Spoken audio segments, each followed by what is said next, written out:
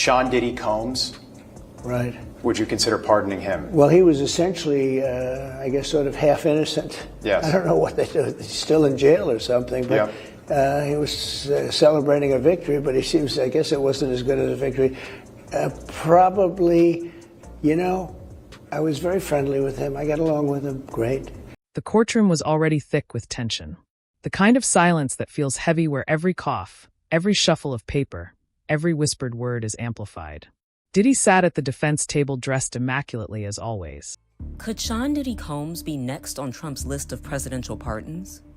During an August 5th interview with CNN, Nicole Westmoreland, an attorney for Combs, was asked whether the music mogul's defense team has had a conversation with President Trump about the possibility of a pardon. And she revealed that those wheels are in motion. In Sean Combs's orbit, have they had conversations with the Trump administration? Yes. My understanding is that we have reached out. Reached out is one thing, having a conversation is another. Do you know if there have been active conversations about a pardon? Yes, it's my understanding that we've reached out and had conversations in reference to a pardon. Despite Westmoreland's remarks, the White House declined to weigh in on the situation when contacted by NBC News, saying in a statement on August 6 that it, quote, will not comment on the existence or non-existence of any clemency request. A few days earlier, however, Trump himself was asked during an interview with Newsmax about the possibility that he'd pardon Diddy of his convictions. The president couldn't give a definitive answer, but referenced some lapses in his personal relationship with the Bad Boy Records exec. Sean Diddy Combs, Right. would you consider pardoning him? Well, he was essentially, I guess, sort of half innocent. Yes. I don't know what they do. He's still in jail or something, but he was celebrating a victory, but he seems, I guess it wasn't as good as a victory. Probably, I was very friendly with him. I got along with him great, and seemed like a nice guy. I didn't know him well. But when I ran for office, he was very hostile. He said some not so nice things about you, sir. Yeah, and it's hard, like you, we're human beings. Right. And we don't like to have things cloud our judgment, right?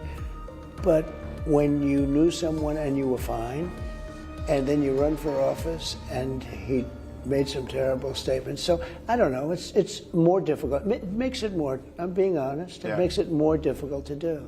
But more likely a no for Combs? I would say so. Okay. Diddy was convicted of 2 counts of transportation to engage in prostitution and faces up to 10 years behind bars. His sentencing is currently set for October 3rd. The influential record producer was acquitted of 3 other charges: racketeering conspiracy and 2 counts of sex trafficking by force, fraud, or coercion. During her interview with CNN, Nicole Westmoreland attributed the defense team's success to, quote, telling the truth. This verdict was, in no uncertain terms, a victory for the defense. Talk about that strategy from day one, to come out of the gate and say he is a domestic abuser, but that is not what he is on trial for here. So, the strategy was to just tell the truth. That's really what we decided, to just tell the truth. We didn't need a creative story. We didn't need to overreach. We knew that telling the truth meant not guilty. We knew that he had not sex trafficked anyone, and we knew that RICO was absurd. So we figured, hey, we'll tell the truth and that will pay. But the confidence he had walked in with days earlier had been stripped away. His eyes were weary, his posture slouched just enough to betray the toll the trial had taken on him. Everyone in that room knew the stakes were high, but no one could have predicted the chaos that was about to erupt when Donald Trump decided to step into the spotlight and throw gasoline on an already raging fire. It started outside of the courtroom when Trump, never one to shy away from controversy, made a public statement that sent shock waves rippling across the world. His words were sharp, direct, and loaded with the kind of authority that only a former president could carry. He didn't mince words, didn't dance around the issue, didn't attempt to be diplomatic. He demanded that the judge give Diddy the maximum prison sentence allowed by law. Not a lenient sentence, not a slap on the wrist, not a chance for rehabilitation, the maximum every single year the law permitted. When those words hit the media, they exploded across every screen, every timeline, every conversation. But the real moment came when that statement reached the courtroom. I love Diddy. You know, he's a good friend of mine. He's a good guy. Donald Trump's past comments about Sean Diddy Combs are getting new attention. A clip of the former president praising the hip-hop mogul on a 2012 episode of The Celebrity Apprentice has resurfaced in the wake of Diddy's bombshell arrest and indictment on sex trafficking charges.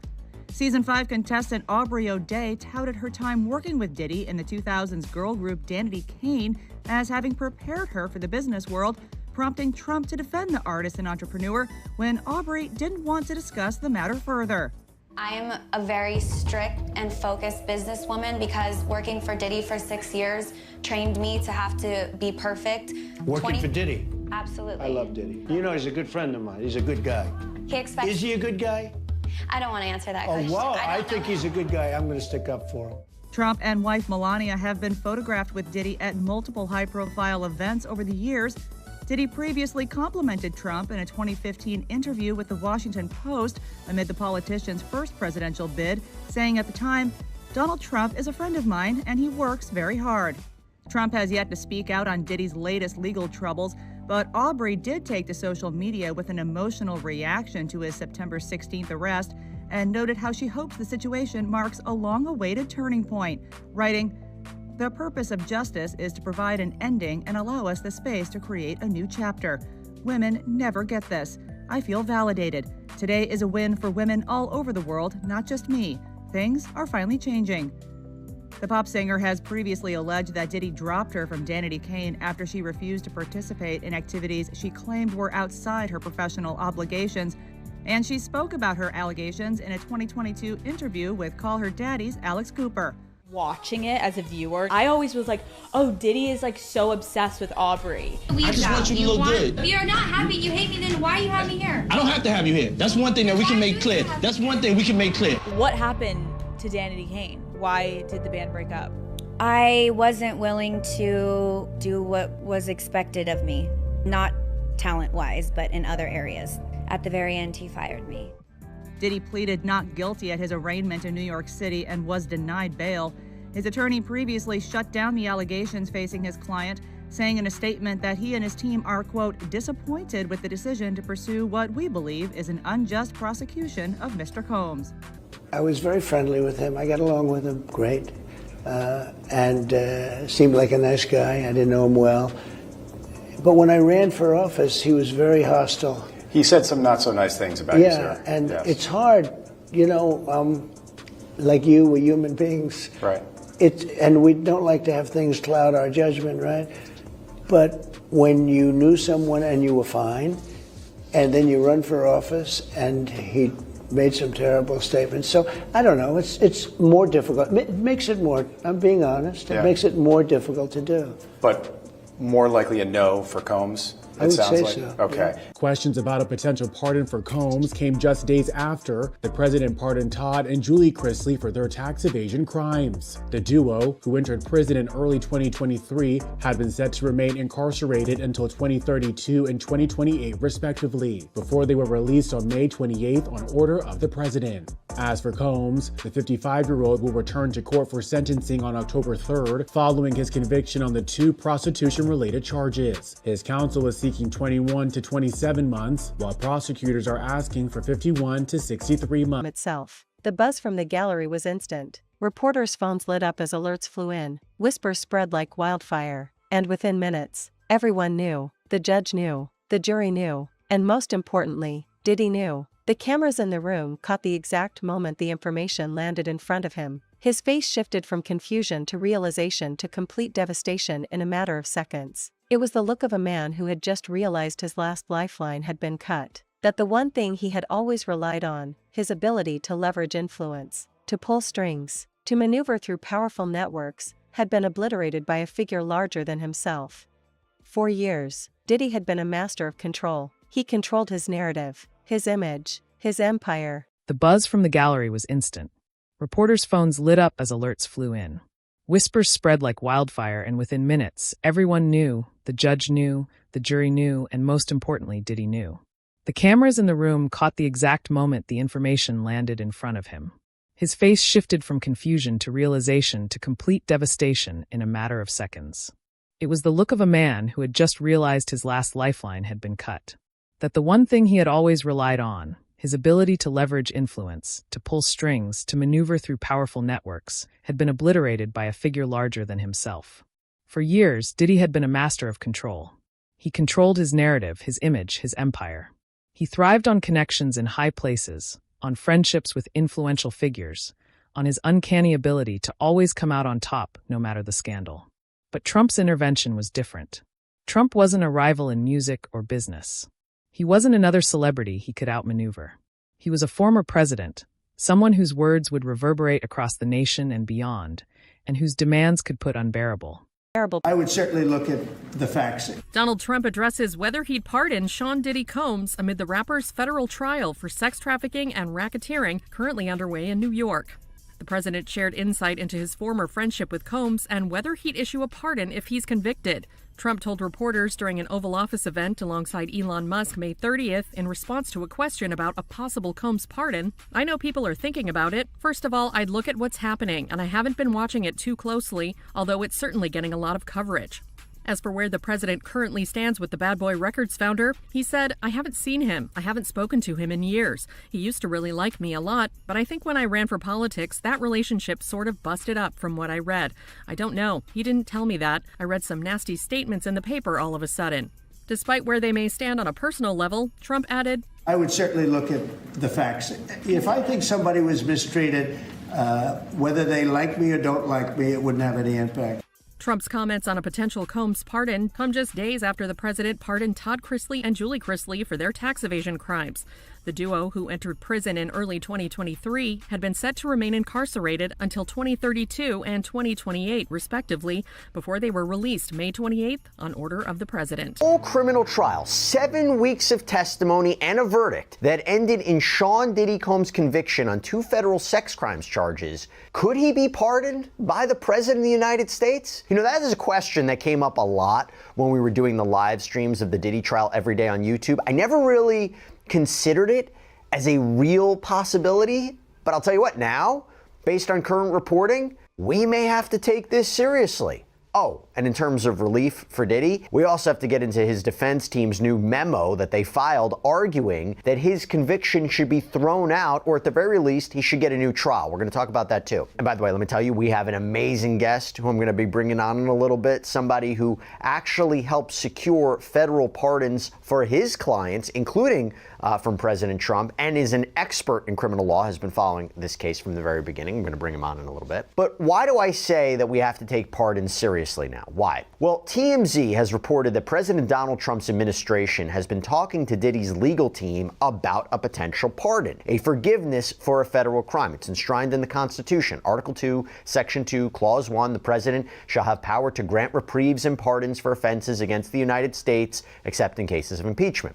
And according to TMZ, his decision to pardon Diddy may be determined based on if Judge Arun Subramanian grants Diddy bail, which, by the way, we dedicated a whole sidebar to the other day. His team just filed a brand new letter with the court asking for him to be released. I broke it down, discussed all those arguments. But TMZ also has reported that the pardon decision could also come down to how Diddy is ultimately sentenced on October 3rd. And remember, he was acquitted of racketeering and sex trafficking, but he was found guilty of the 2 counts of transportation to engage in prostitution, the Mann Act violations, namely transporting his exes, Jane and Cassie Ventura Fine, and men across state lines for the purposes of sex work. Each charge carries up to 10 years in prison, although I'll tell you, in a prior filing, the government was looking at roughly 4 to 5 year prison sentence. Mind you, this is before a pre-sentencing report has been prepared for the court, which does a full background check and analysis of Diddy's life and crimes. Now, the defense would definitely love time served and he gets out, or Courtroom already under the world's microscope.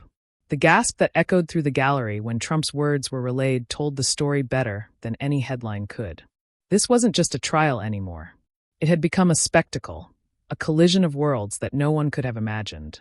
On one side, the rap mogul whose empire was unraveling. On the other, the former president, infamous for commanding attention and sparking outrage, now demanding that the hammer come down with full force. The tension was almost unbearable, and in the center of it sat Diddy, frozen, unable to mask the shock spreading across his face. His breakdown wasn't loud at first. It was subtle. A twitch of his lip, a tightening of his jaw, his hands gripping the table just a little too hard. But as the weight of it all sank in, the cracks widened, his composure dissolved. He leaned back in his chair, eyes glassy, chest rising and falling with uneven breaths. He was unraveling in front of everyone. The cameras capturing every second, every flicker of fear, every ounce of disbelief. Me or don't like me, it wouldn't have any impact on me. He used to really like me a lot, but I think when I ran for politics, that relationship busted up from what I read. I don't know, he didn't tell me that, but I'd read some little bit nasty statements in the paper all of a sudden. And Diddy had been photographed with Trump over the years. There was some sort of relationship there. President Trump even called him a good friend on a 2012 episode of his TV show The Apprentice. The problem is, some comments Diddy made about Trump in recent years as Diddy really entered the political realm. There's a video where he's speaking to radio host Charlemagne saying, if Trump gets elected, I really do believe in my heart there'll be a race war. In another video on Revolt, he says white men like Trump need to be banished. And by the way, you know who's not letting anyone forget this? Combs' rival 50 Cent. Took to social media recently, wrote, see, Trump don't like S like this, buddy. You run your mouth too much. And Donald doesn't take well to disrespect and doesn't forget who chooses to go against him. While working tirelessly to make America great again, there is no room for distraction. He would consider pardoning anyone who is being mistreated, not Puff Daddy. And let me tell you, the idea of Trump pardoning Diddy is not getting a ton of love out there. Conservative commentator Megyn Kelly posted on X, Trump should not pardon Diddy. He doesn't deserve it. He's a Trump hater. He's a woman abuser. MAGA is already upset over elites seeming to cover for each other. This would not help. GOP struggling with young female voters, most of whom will hate a Diddy pardon. And then you just had other random accounts like America First. What? He's actually considering this? Diddy is a depraved, abusive, sexual deviant who should be spending the rest of his life in prison. If Trump pardons him, he will get absolutely crushed. Who is advising him lately? It's looking like straight up sabotage at this point. There were other accounts that were not in favor of it, although there was this account. Milo posted on X, Trump has no choice but to pardon Diddy after the government, led by James Comey's daughter Maureen, simply lost interest in Diddy's guilt the moment they secured his tapes incriminating powerful Democrats. The prosecution was a shambles. The trial was a farce. Now, I want to talk about if this is really going to happen, how it would happen. Also, if it really depends on bail and sentencing, then what are we talking about? And I have somebody who not only has been following the Diddy case from the very beginning, not only is a renowned criminal defense attorney, but actually has obtained federal pardons from the president, including from Donald Trump. By the way, for his clients Kodak Black and Lil Wayne, those were maybe the most notable. I'm joined by Bradford Cohen. Bradford, thank you so much for coming here on Sidebar. Appreciate it. Thanks for having me, Jess. Now, before I even get into the pardon, okay, there was a bit of breaking news before we were going to come on. This is what I want to get your opinion on first. So Combs' defense team filed a memo in support of a motion for judgment of acquittal, or in the alternative, a motion for a new trial. And basically, I know you read through it, but basically the evidence, they would say, is insufficient to sustain that conviction. Their main arguments is really echoing what we've talked about a little bit when it came to the bail analysis, but that his prosecution, his conviction on these Mann Act prostitution charges is so unique. He wasn't profiting off of this business. All consenting adults were involved. The jury didn't find that there was any sex trafficking. They argued this isn't even prostitution per se, it's voyeurism, that the intent wasn't for people to travel for sex for money, but he paid them for their time. Everybody was having a good time. He makes a First Amendment argument that the freak-offs and the hotel nights were performances that were typically videotaped so they could watch them later on. It's just amateur pornography. And then finally makes the argument that he was prejudiced because of all the other evidence that came in to prove RICO or sex trafficking, and would have never came in if he was merely being prosecuted for prostitution, particularly the Intercontinental Hotel footage of him purporting to beat up Cassie Ventura Fine. And he says, at the very least, he needs a new trial. Courtroom already under the world's microscope. The gasp that echoed through the gallery when Trump's words were relayed told the story better than any headline could. This wasn't just a trial anymore. It had become a spectacle, a collision of worlds that no one could have imagined. On one side, the rap mogul whose empire was unraveling. On the other, the former president, infamous for commanding attention and sparking outrage, now demanding that the hammer come down with full force. The tension was almost unbearable, and in the center of it sat Diddy, frozen, unable to mask the shock spreading across his face. His breakdown wasn't loud at first. It was subtle. A twitch of his lip, a tightening of his jaw, his hands gripping the table just a little too hard. But as the weight of it all sank in, the cracks widened, his composure dissolved. He leaned back in his chair, eyes glassy, chest rising and falling with uneven breaths. He was unraveling in front of everyone. The cameras capturing every second, every flicker of fear, every ounce of disbelief. Hands it over to you. You think this is a successful argument?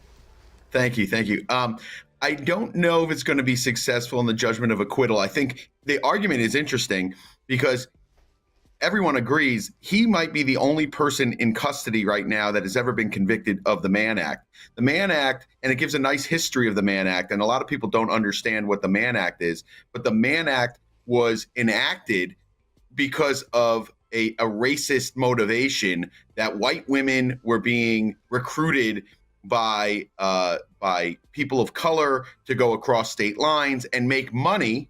So actually pimping those women across state lines and making money off of their sexual exploits. Obviously, that's not the case here.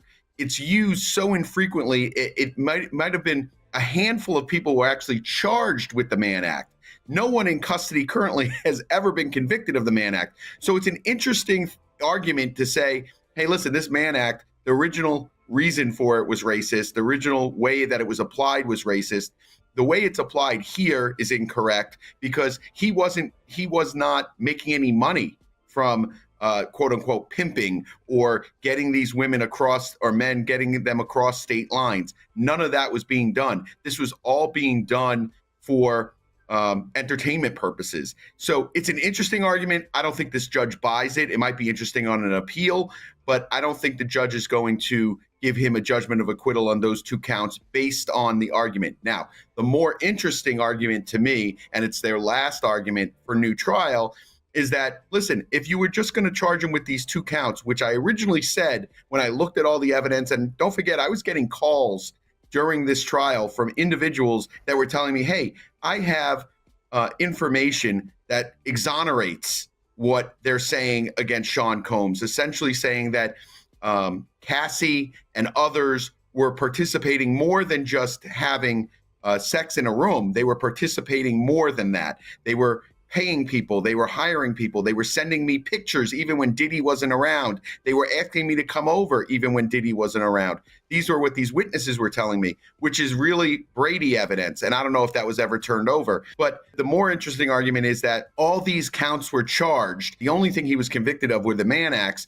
And he probably wouldn't have been convicted of these Mann Acts, but for all this other stuff that came in to try and prove these counts that they could not prove and did not have a basis for bringing. Let me just challenge you on that, because this is a jury who didn't find that there was sex trafficking. And I can't confirm that they found him guilty of the Mann Act because of the hotel video or anything else. I mean, it seems to me that they might have convicted him on that based on the travel records, the payment receipts, all about that. Not even necessarily allegations of violence. I mean, do you think that it was because of, let's say, the Intercontinental Hotel video that he was convicted of transportation to engage in prostitution? It always felt to me that they proved that charge based purely on, the documents.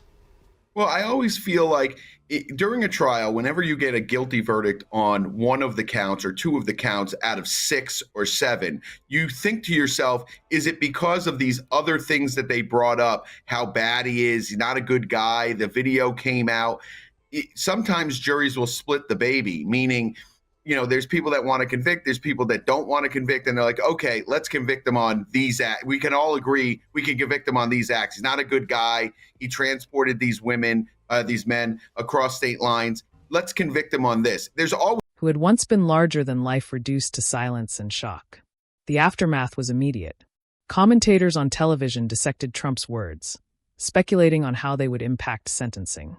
Social media was ablaze with reactions, hashtags trending within minutes, memes and videos spreading at lightning speed.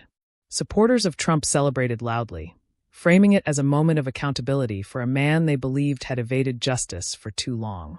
Others decried it as interference, but the damage was already done. The narrative had shifted. The trial was no longer just about evidence and testimony. It was now a battle in the court of public opinion, with Trump's words tipping the scales in a way that Diddy couldn't fight against. For Diddy, the collapse was total. He wasn't just fighting a legal case anymore. He was fighting the weight of public outrage amplified by one of the most powerful voices in modern history. And as he sat there breaking down, the realization hit him harder than any verdict ever could. This wasn't just the end of his trial. It was the end of his empire, his influence, his carefully protected legacy. The walls had finally closed in, and the man who once believed he was untouchable was now at the mercy of forces far beyond his control. The sight of him breaking down in shock became the defining image of the day. Here was a man who once seemed untouchable, now exposed, humiliated, and powerless in the face of forces bigger than even his wealth and fame could fight. And with Trump publicly pushing for the maximum prison sentence. Anything else, not that. Don't you want people to know that you were contrite, that you were incredibly sorry, that you have profound regret for the egregious actions that you were caught on camera committing? What's your take on deleting everything from his Instagram account? I think that I think the apology wasn't taken the way that he thought it would be taken, number one. I don't believe it got him where he thought it would get him in terms of, and I don't know.